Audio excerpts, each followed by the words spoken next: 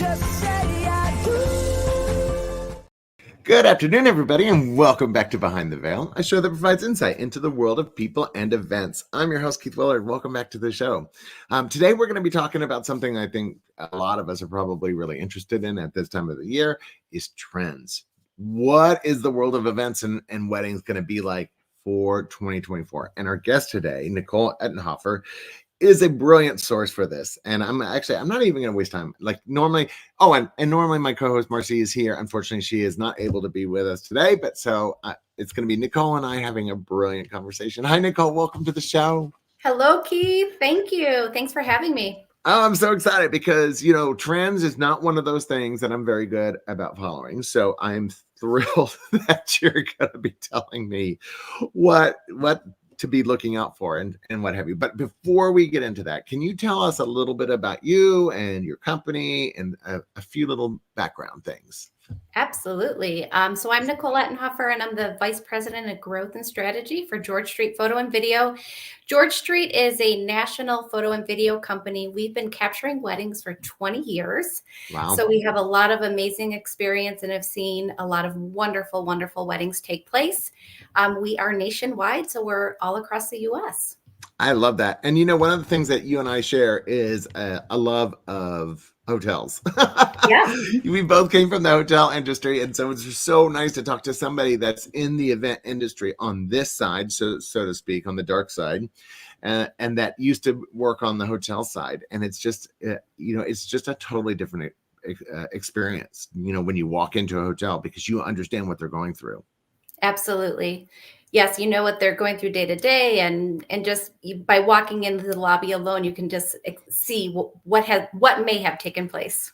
Oh my goodness. No. And, and then of course, if you're living in South Florida right now, there's such, when we have such a low unemployment rate, it is really hard to find good employees. And I think that hotels are like really, they're in a really bad place in some places, because it is hard to find really good employees right now.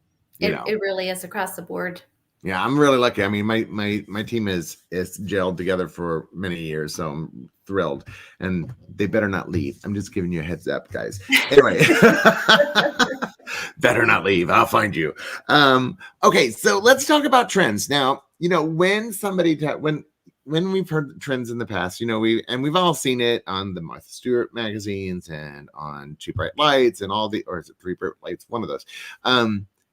What really is a trend, right? Is it something that more and more people are doing? Who are the trendsetters, so to speak?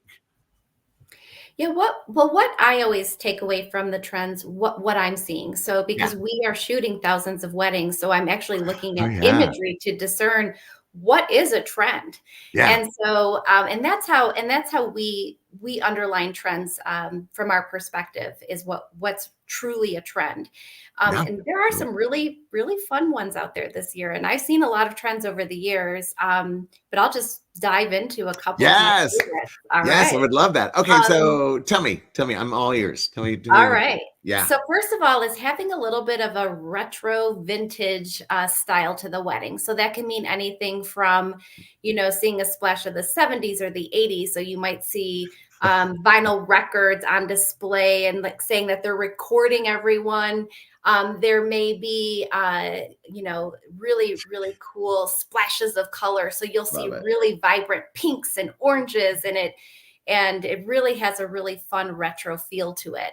And I have to say the retro thing, as being the age that I am, and you say vinyl records, I'm like, oh, kill me, stab me in the heart. What do you mean it's retro? That's my past you're talking about. Like, what?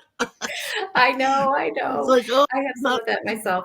No, I thought 8-track tapes were retro, but vinyl's retro. Okay, I'm into it. Yeah. The other really great way to be able to have more personalization is to bring in a family heirloom. So you'll see where, they may bring in a brooch from their grandmother, or they may bring in, like I saw a beautiful display of clocks from their family history. So you can see a lot of different elements being brought in. It really makes it unique to the couple. Well, I love the brooch idea, because I've seen the brooch where they put it in the bouquet because she wanted something special, from her family. I've also seen where they've used fabric from the grandmother's dress to wrap the base of the bridal bouquet, which I thought was really lovely. It's a personal touch.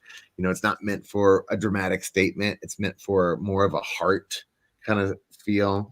And so Absolutely. I feel like the stuff that you're talking about really is that kind of moment of how do I connect with my own wedding?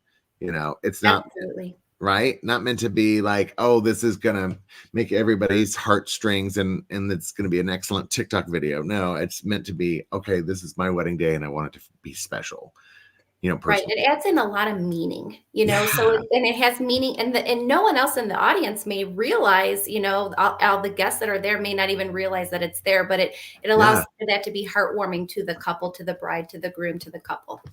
And I love that. And I just think that makes a lot more sense. You can always tell when a client is in it for the party, what are people going to say about my event versus, this is my day and I really want to make it special for me and for us, being the couple. Agreed. And I love the fact, and I feel like that seems to be, especially since COVID, I feel like we've gotten much better, couples in general have gotten much better about making it about them and about, the joy, we want to share our joy between us with our guests. Agreed. We've really, and since 2020, 21, 22, we really have seen that variation as well, really people going into, making it what matters to them. Thank goodness, right? Right. I'm so glad that that's happening because I felt like we were getting into the past the Joneses kind of moment. Everybody wanted to do something that was bigger, better, crazier, splashier, and I feel like it's nice to have kind of that emotional connection again. It's more about the experience than it is about the like wow feature, which I love. I love Me it. Love it. too. Love it. I Right? love it too. Another really fun trend, Keith, that I'm seeing is dresses. So, it's been wild to see. And this is where I really feel like people are doing what they want to do. Yeah. They might even take, speaking of the family heirloom, they may take their mother or their grandmother's dress and actually transform it into what fits for their personality. So, where historically you would see, the more traditional long white, floor length white gown, you're now seeing, even mini dresses. You're seeing a lot of color. You're seeing multiple outfit changes throughout the day. Yeah, that's for sure.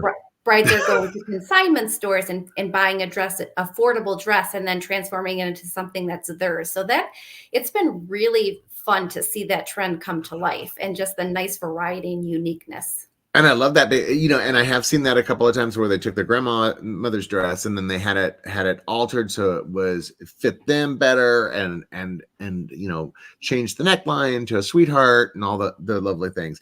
One thing I saw that like just this last weekend, and because it was an outdoor wedding and it was kind of hot, she had actually like added an extra liner under her dress so that way it would look really good for photos. Nice. And then a little extra liner under the train of it, which was really beautiful. But she understood that it was an outdoor wedding. So after the photos had to be taken, she was able to remove that one piece underneath the dress. So it became a little bit more flexible, and then was able to get rid of that heaviness under the train and then have it bustled really beautifully and light, which I thought was excellent. I thought, what a really brilliant idea. It really is brilliant. And we're seeing a lot more of that where maybe they might have, for the actual ceremony part, they may have longer sleeves or that can be removed, or they may have a cape of some sort if it's, cold outside, obviously not in Florida, but but in the Midwest. Depends on the morning or the day. Yeah. But yeah, so I totally get that, And so that alone will change the style. Like, so they're able to have multiple styles, and some are for photos and some are, not for photos, but really being able to bring all of those components in is on trend right now. I love that. Okay. So they're figuring out how to make even their dress more personable, more connected with their family lineage, their family history, And one of the things that I have noticed that is that I'm starting to see a lot more of the bride reaching out to the new mom-in-law, the mother-in-law, and then Mhm. figuring out how to bring in some of their family history into what they're wearing and what they're doing. They're taking that whole idea of something new, something blue, something borrowed, and really figuring out, how do I connect our two families using those traditional pieces. Yeah, we've been noticing that as well, and it really helps to make it one of a kind for the family. When I say family, I mean, like you're Yeah, talking about, Keith, the right. jointness of the families. Like, how do we bring it all together to make it one? Well, because we for a while it got really popular about doing the "don't pick a side." We're one big Mhm. family. Those signs were really big for a bit, and I think our next generation is figuring out how to take that into like one step further. you Agreed. know how do we actually show how that looks, Mhm. not just a sign, but with this kind of thing. All Yeah, right, we're threading cool. it in multiple layers. We're seeing it in displays, like Yeah, the reception entry displays, where they're really bringing the family components together. Really, it's like you're saying, making it one unit, like one of a kind for the entire family. love it. What about I know. wedding cakes? What about wedding cakes? I mean, because wedding cakes have been kind of traditional, and I have some thoughts on this, but I wanted to get your take, because you really do have that lens, so to speak, on the eye of weddings. So, what are you seeing like for wedding cakes, like past, present, future? So, in the past, we saw. I'll talk about past trends. So, past Yeah. trends there were a lot of cupcakes, a lot of donuts, things of that nature. So, Yep. it was anti-cake, right? Yes. And there, Yes. and I even saw recent photos from past weddings of pizza instead of a cake. So, you know, Okay. whatever. All But right. again, All whatever, right. whatever, Pizza. All whatever's right. yours, do it. Double stuffed Chicago pizza. I get it. Okay. Right? Totally get it. Yep. Yeah. Yep. Yep. All right. But what we're seeing is s- there's a lot of simplicity in the cake. So they Yeah. might add where it's adding like texture. So that might be, where they're putting Mm, candy beads around it or flowers on it to really create a nice texture to the cake, but still keeping it simple. But then right. we see grand cakes as well, Mhm. where, they are, 5 layers and they have, bright, vibrant colors Yeah. and then we still see some of the non-traditional cakes as well, but we're seeing less of that. They're Yeah. also the display of the cake. I don't know if you're seeing this Yes. case in Oh your my wedding. God. You are in my head. I was literally thinking about that. That is crazy that you just even brought that up. Okay, Yeah. go ahead. Tell me. 'Cause So what's I'm been excited. really fun to see is, so they may have a very simple cake, but they put it on, like I've seen it on a piece of wood with Yeah. just some simple flowers around it. And it really adds to the cake. So, if you don't have the budget for a really expensive cake, there are easy ways that you can display it to make it Yeah. look like you spent a lot of money. And again, adding that one of a kind touch to it. And I I saw haven't it on seen a like, swing. I saw it on a swing that they actually yeah, built like an A-frame and then did it on a swing, which I just thought was brilliant. so Brilliant cool. idea. And then, obviously pedestals have come a really long way. I mean, you can go onto Amazon and get all sorts of a million different pedestals now for nothing. And I think that's the other thing, is that so much more is available to couples to be able to get and then keep for, future generations if they so choose. But I love the wood Absolutely. idea. Love the And you wood can idea. and some of the displays I could even imagine people using just in their homes when they're having, guests over and things of that nature. So Yes. it's really fun to see. But I really have been appreciating it. Before you would see just kind of a plain white table with the cake on top of it. And now, they might do different lighting with the cake. They may do, a different, like a bunch of flowers around the cake. They may repurpose the bouquets that they used in the ceremony to be displayed with the cake as well. So it's really this kind of multi-use. How do we display the cake without having to spend, a crazy amount of money on a cake?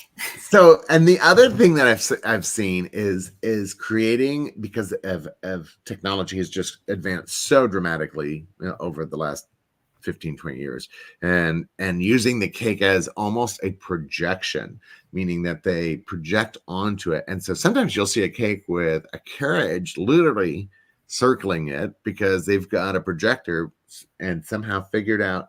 And now you can get all this on the web. Like all that cake mapping is actually available on the web for people to then use for a regular projector, which is crazy because you used to have to like specialize everything in order to do this. And so everything's just gotten cheaper, simpler, easier.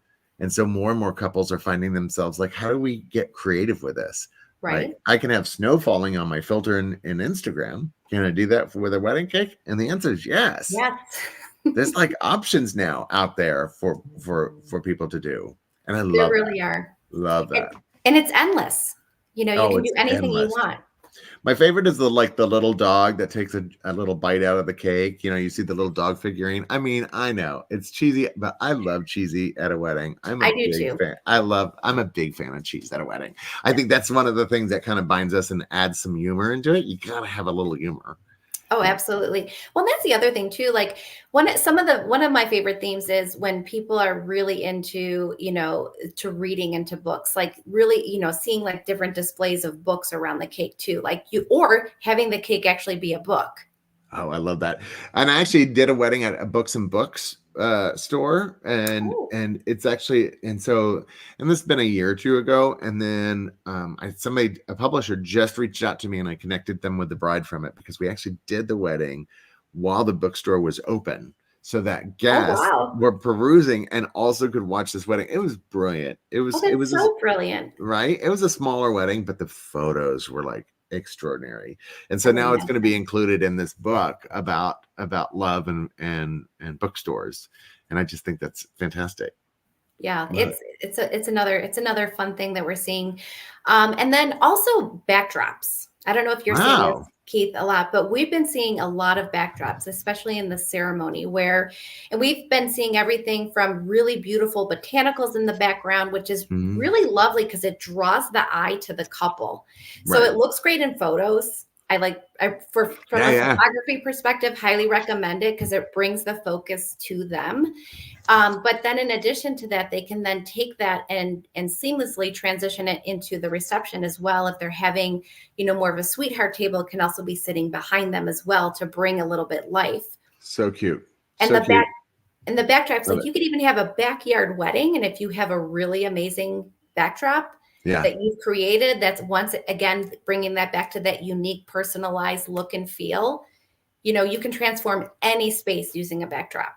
Well, and fortunately for us, down here in South Florida, most people that come in, especially from our destination weddings, want to have the ocean backdrop. They want to have that water backdrop. The hard part is being on the East Coast is you can't really have that sunset moment unless you're on an intercoastal or down on the Keys, but it's still possible. So I love the idea of backdrops. I'm seeing a lot of like the A-frames and squares where then those things are then moved to either frame the cake or frame the couple, which I think is really, that idea of being useful after its initial use. It seems to be a consistent theme that I'm seeing more and more people that, what do they say? Gosh, I don't want to get to use, reuse, recycle, all that good stuff. Yeah, it's very sustainable. Sustainable. Thank you. I don't know why I couldn't think of the name. Sustainable. Hello.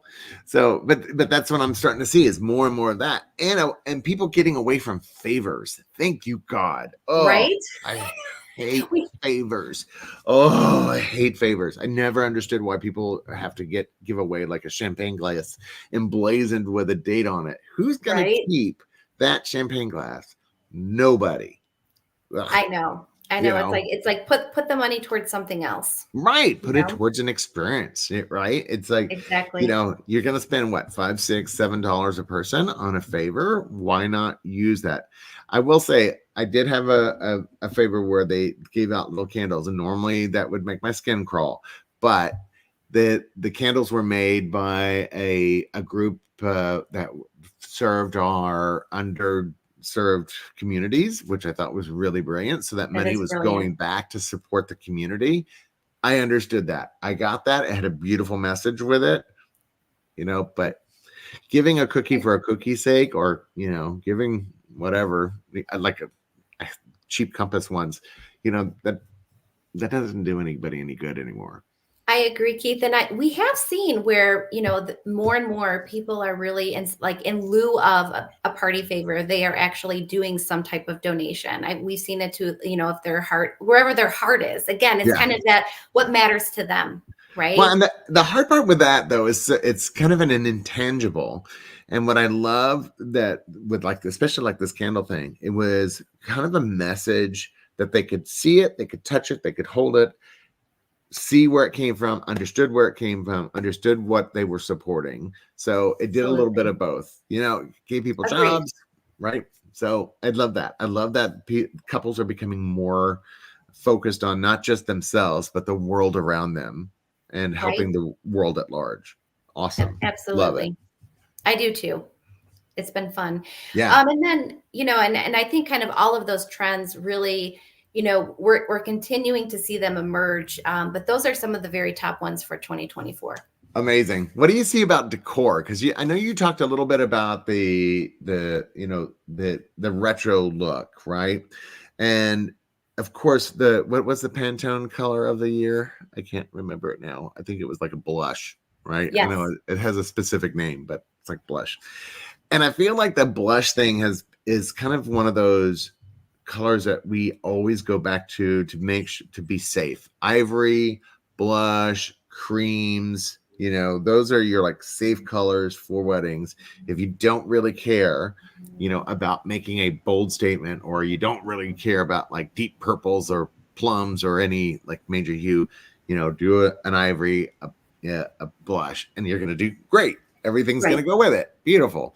But I think you mentioned something about bold colors early in the conversation. So we are seeing more and more really bold colors. I am like really, if you think of the 1980s pinks and orange and green, I saw one wedding recently that it had, and it was very tastefully done where they brought in really bright green colors, and it was just a splash. Yeah. So it really added to the flavor of the wedding and really, brought that in. And in that particular wedding, they also had a dancing green robot on the dance floor. I love it. So it's like bringing in the entertainment and really bringing in, and it was like, so it's kind of like bringing in also like, gaming into the wedding too. So that was really fun, but we're seeing a lot more and also dresses too, like, black dresses, red dresses, bright pink dresses, not because again, you were talking about the blush color dresses have been in for a while, but we're really starting to see a lot of colors and really popping. So with that, I want to ask you your opinion about lighting, because one of the things that I have to explain to my couples, especially when they're looking at like floral or tablecloths, is that yes, it looks great in full bright sunlight, but that's not your wedding. Your wedding is going to be in a ballroom, or at least after dark, with up lights and 50% lights and bistro lights and whatever other lighting. But it's a very different kind of light, and then it shoots very differently for you. It does. Is that some type of conversation that you get to have? Because I always wonder, or why doesn't the photographer get more say in when they're starting to discuss that kind of decor piece, because you're going to be capturing it. So many times I feel like you're having to adjust last minute, because you're like, okay, I see these really deep reds, but once you drop the lights and add the uplights, those are going to come out black visually. So then you have to bring in bright lights in order to capture that. Yeah, lighting. So up lighting is a challenge. You think? Oh, yes. It turns everything purple. I get it. Oh my God. Yes. I'm the worst. I'm the worst, by the way, about that. Yes. Right. I understand. It's been, it's just when you see the reception and you're, it's like beautiful, beautiful, beautiful. And then you're like, oh no, they turn on the up lighting, right? It's like you can see. And I do think couples really thinking about the uplighting, thinking about the lighting is really important. Like we always encourage people to make sure that they're considering natural light for a portion of especially for their group photos and things of that nature, because natural light it simply looks better. You don't have a lot of, shadows being casted and things of that nature. So we try to show them in photos. So because, Yeah. people are visual. So when they can see, if they want that bright orange uplighting in the ballroom, all of their photos are going to be orange. Yep. We can do Yep. our very best in editing, but it doesn't matter how many lights our talent members bring to the wedding itself. Like there's not much that can be done at that point in time. So we try to explain that, to couples. We have a variety of different blog articles on it, and our team of coordinators will make sure that people understand that. But at the end of the day, individuals are going to do what they want. So there are other ways to bring in color without lighting. I know. And see, and that's the thing. And I think that's one of those conversations that more planners need to understand what it's like to be in other people's shoes. I feel like our couples have evolved to be more about the world in general. And yet many of our vendors are still stuck in, this is my lane. This is my job. This is what I do. I'm not paying attention, or they're like, well, I've seen planners do planning. So that means I can be a DJ and a planner. It's like, no, there's a happy medium there. Right. I need you to be involved with what else is happening in the world, and especially in the wedding. So that way we can work towards your advantage versus having to deal with catching up, but without having to take over somebody's job. You're still like the amazing DJ, photographer, videographer, etc. Right. Do you really want to then also get into planning? But you need to be able to talk to the planner, to the couple, and to the other vendors in order to make sure everybody shines. Right. And everyone works together.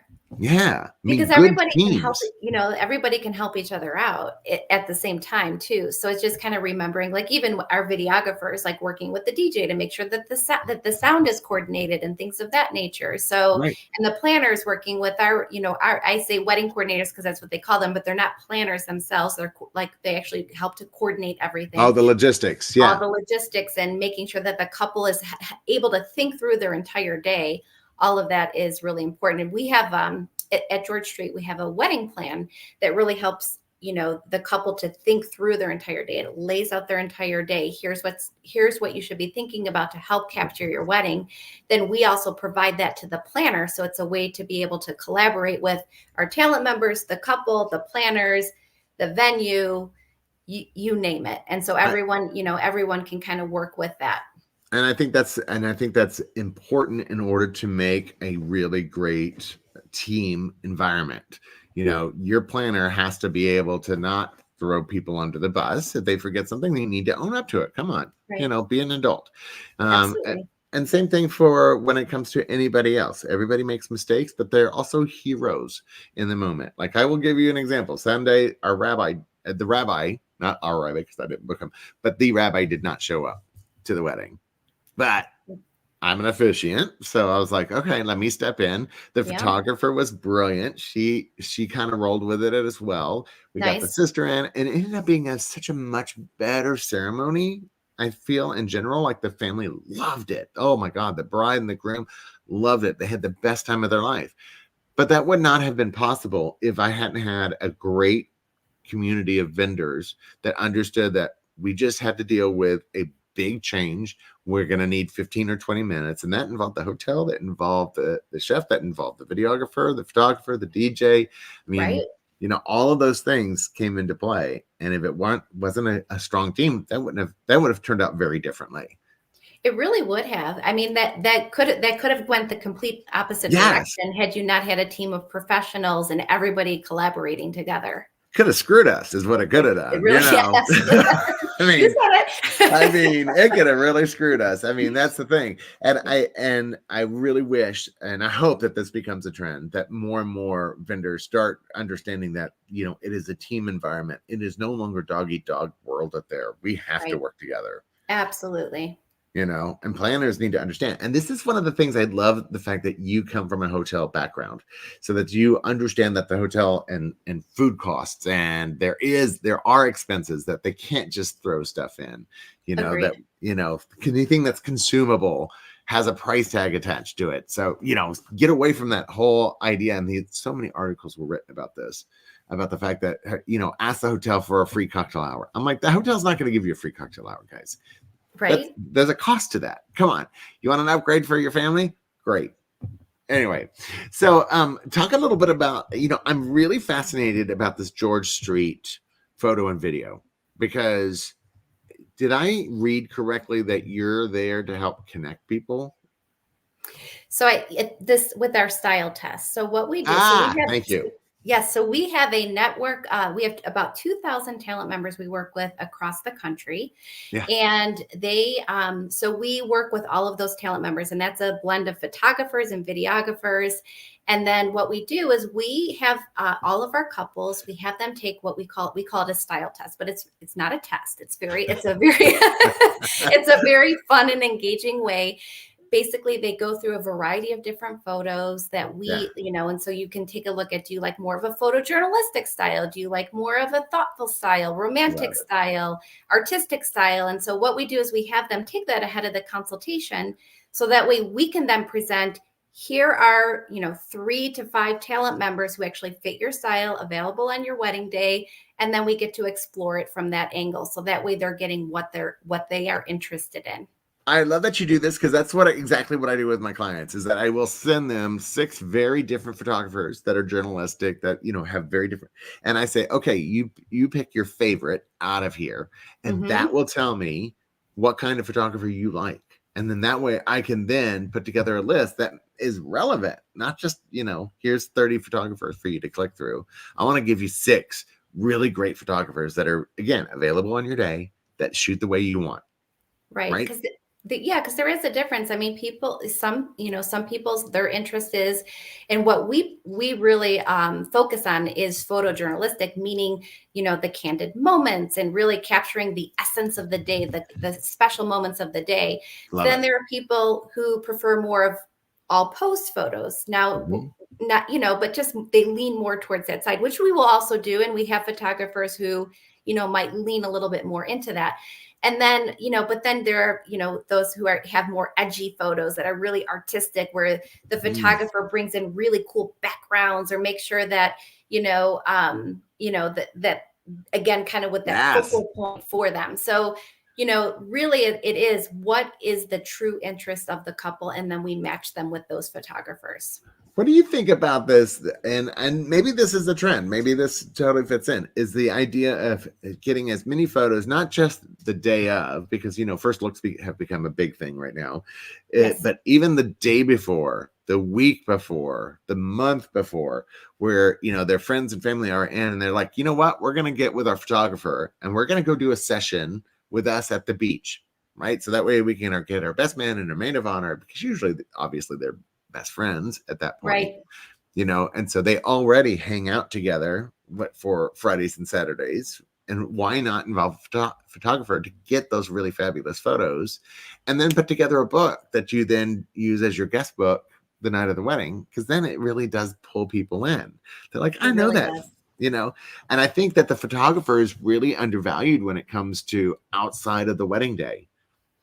Yeah, that's one of the tip that I have, is to do some type of photo session, engagement session, because it also helps you, like, you need to know how you're going to be in front of the lens, right? It helps you to become more comfortable with the lens. And whether you simply want it to be the couple, a lot of times that's how people bring in their pets as well. I love that. It's a great way to bring in your furry friend who might not be able to be with you in the day, but at least they can be part of the day. Right. It gives you a way to just, to really, because there is a comfort level that you have to have with the camera. You're going to be on camera that entire day. From getting ready to the moment you leave for the entire evening, depart for the day. So it really helps you to feel more comfortable. It helps you to get to know your photographer. So that's a really great example. And then bringing in, we offer a variety of sessions. So you can also add in to bring in, your friends and things of that nature to really make it part of it. I think that's, it's one of those things that I love, because they get comfortable in front of the camera, they are much more at ease. And so that photojournalistic piece becomes much easier for the photographer to actually capture, because we're so used to seeing a lens and everybody going, cheese, right. What did we used to call it? Like the cheerleader pose. You had the exact same smile for every single photo, because you made like click, head to the left, head to the right, whatever. and so to be able to have that ability to get used to that lens, so that way you forget about it the day of the wedding. You don't pay, you're not posing on purpose. If you need to be posed, the photographer is going to tell you to pose. Absolutely. And then it also helps to just have more of a feel for everything to happen organically, right? Because Yes. the photographer is going to try to be on the sideline as much as possible. When I say on the sideline, I mean allowing the day to happen and capturing those moments from different angles, which leads me to another tip, the importance of having two photographers. Oh, yes. I'm so glad you're covering this. Yes, Okay. because you need it. it's impossible to capture important moments from different angles without two. You physically cannot do it. So a great example is walking down the aisle. You to capture the person at the altar and that whole party, along with all of the moments of the I'm going to use a bride and groom as an example, a bride walking down the aisle with her dad. Like, you cannot capture that entire moment and the full essence of the emotion without having two photographers. Right, because you got to have them going in both directions, So I mean, and the expense between a single and a double photographer or two photographers is not what I would consider insane. I mean, typically they work on the same team, and usually for $500, $1,200 difference, you get two, and what a difference it makes. It frees up the timeline so dramatically, because I'm not rushing people to get, because we only have one photographer. So smart. Exactly.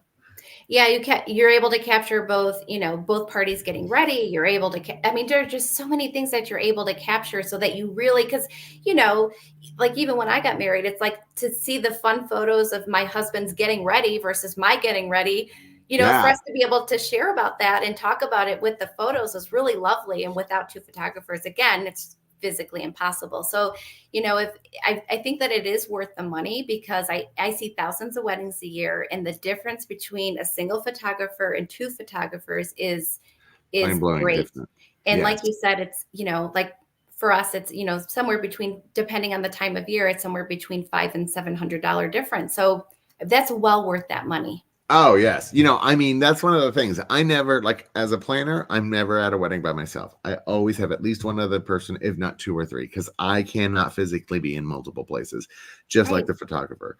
And I think that's one of those things, is like, couples tend to read the current Knot or Wedding Wire article that says, oh, you want really beautiful flowers? Then be more budget conscious on your photographer. I'm like, no, what are you saying? If you want a little bit of everything and invite less guests, I guarantee you there's going to be at least 30% on your guest list that you don't really care about. Right? Again, make it uniquely yours by inviting those you want to really be there. Exactly. It's like, oh my goodness, this is not a status symbol anymore. You really want it to be a fun party. And let me tell you, those 30 or 40% that they probably don't want to have to come to your wedding anyway. So, right. Yeah. Just let's not include them. Let's make sure that the people that are invited love you and they're going to have a good time. And I guarantee you, your wedding's going to be better across the board, because you didn't invite your third cousin that you haven't seen in 6 years, who still owes you $20. I mean, right? I mean, that's just don't understand that at all. And luckily, that is a trend that I'm seeing, is that people are becoming smarter about who they invite to their weddings. Yeah, we see that too. Oh, I'm sorry, Keith. We see that too, where just, you can tell that the guest size seems to be, 100 and less is a little bit more common these days, and at 100 people, that's a lot of people. A lot of people. Yep. It's still 10 tables. I mean, that is, most of our weddings down here tend to be like 120, 130, or at least most of my weddings seem to be that, between 100 and 150, which is great. Once you hit the 150 person mark and you go above, there's no guarantee that you're going to be able to actually say hi to everybody. I know those larger weddings, and that seems to be a regret. Like I wasn't able to say hello to everyone. Yeah, and it's like, okay, or it took all night. Yeah, or just so just reduce the number, Mhm. enjoy your day more. I guarantee you everything else gets a little, there's some general costs like photographer. I'm like, that's always going to be basically this cost. Sorry. But it does reduce your food and beverage, which is a big part of your budget, your Yes. florals, your rentals, all of that shrinks. And you have a better time at your wedding. And you have a better time. Right. Yeah, I'm it's a like, come guarantee. on. I think that's the secret sauce, Keith. I think so. I really do. I'm a big fan of make it fun. It's going to be the same people.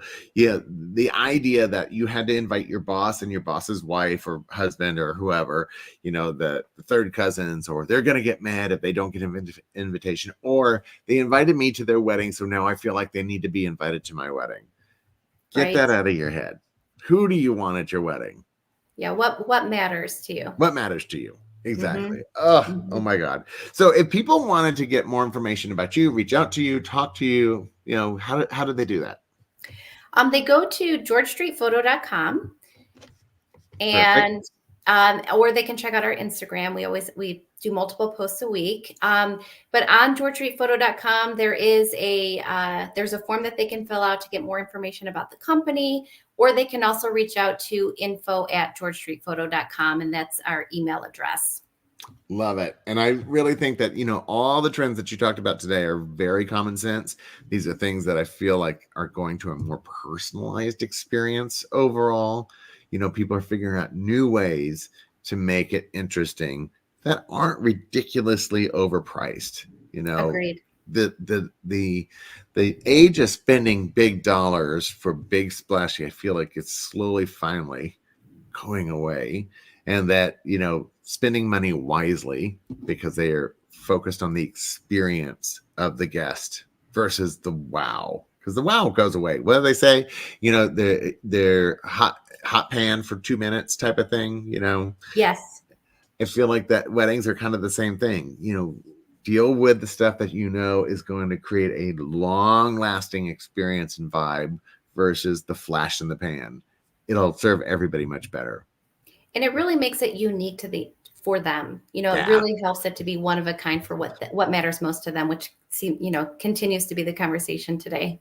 Amazing. Thank you, Nicole. Oh my Thank God. you. You're welcome. Oh my God. So much fun. All right. So Yep. next Tuesday, we'll be back at 2:00. But for now, we're going to say goodbye. All right, Keith. Thanks for having me. Bye. Oh, stay on for me, though. Bye.